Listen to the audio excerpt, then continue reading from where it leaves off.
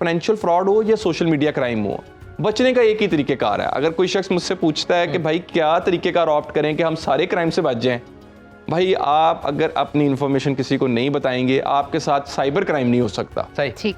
Cyber crime सिर्फ उस शख्स के साथ कमिट होगा जिसको खुद शौक है कि वो अपना जो डाटा है ना वो लोगों के आगे रिवील करे। सर, बहुत से लोग सोशल मीडिया पर इन जराइम का शिकार हो जाते हैं, हमारा कानून क्या रोल प्ले कर रहा है? बहुत से लोग तो ये गिला करते हैं कि उनकी सुनवाई नहीं होती, उनके केसेस को सुना नहीं जाता। इस बारे में आप क्या रहनुमाई कर सकते हैं? देखिए, ओवरऑल लॉ जो है वो वीक है। सही। हमें पहले समझना होगा कि जो लॉ है उसकी इंटरप्रिटेशन एक आम शख्स के लिए बहुत मुश्किल है। इससे तो जराइम में मजीद इजाफा होगा। जी, मिसाल के तौर पे अगर एक शख्स जिसकी एक फेक अकाउंट तैयार कर लिया गया है, अगर वो लॉ में जाके उसकी रेमेडी ढूंढता है ना, तो सेक्शन 16 कहता है unauthorised use of identity information. सही। एक शख्स जिसका आईटी से कोई ताल्लुक नहीं है, जिसको लीगल लैंग्वेज नहीं आती पढ़नी, उसके लिए लॉ को रीड आउट करना मुश्किल है। सही। अब जहां हम देखते हैं कि डेफेमेशन का मामला आता है, जहां पे ऑब्जेक्शनेबल पिक्चर्स का मामला आता है, वहां पे दो ऑफेंसेस हैं, offence against dignity of a natural person और offence against modesty of a natural person. अब उसके लिए डिस्टिंग्विश करना मुश्किल है कि अगर मेरे खिलाफ कोई फेक न्यूज़ लगी है तो देन मुझे कहाँ पे जाना होगा, किस लॉ के तहत जाना होगा, अगर कोई ऐसी ऑब्जेक्शनेबल कंटेंट है तो किस लॉ के तहत वो डील आउट होगा। तो लॉ की जो ओवरऑल डेफिनेशन है, मैं समझता हूँ वो बहुत मुश्किल है। कानून के अंदर एक तो ये चेंजेस दरकार हैं। दूसरा जो सबसे बड़ा एक चीज़ हमारे सामने आती है कि हर शख्स कहता है जी मेरा मोबाइल फ़ोन हैक हो गया, मेरा लैपटॉप हैक हो गया। अच्छा, कानून में हैकिंग की डेफिनेशन नहीं है। सही।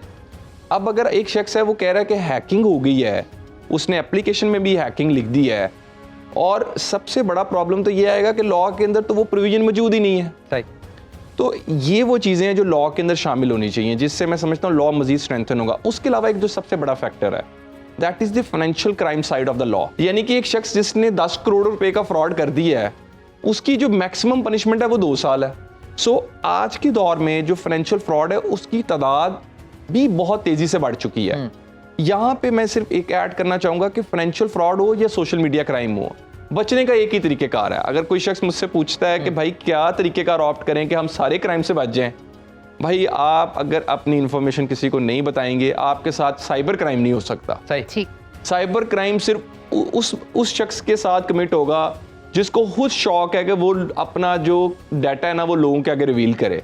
एक बात याद रखिएगा, जब आप किसी के साथ अपनी कोई ऐसा मवाद या डाटा शेयर करते हैं ना सोशल मीडिया के ऊपर, तो एक बात याद रखिएगा कि उस शख्स के पास वो कितने लोगों को आगे भेजेगा, ये इस चीज़ का आपको नहीं मालूम। बिल्कुल ठीक। तो coming back to your question of law, के ये जो लॉ है इसमें सोशल मीडिया साइट्स पे भी अमेंडमेंट्स की जरूरत है, इसमें फाइनेंशियल फ्रॉड साइट पे भी आपको अमेंडमेंट्स की जरूरत है to make it more effective. जब तक ये लॉ इफेक्टिव नहीं होगा, देखिए पनिशमेंट करती क्या है, पहले उसका कंसेप्ट समझें। किसी भी एक अच्छे मुआशरे में जो सजा है वो एक डेटरेंस क्रिएट करती है।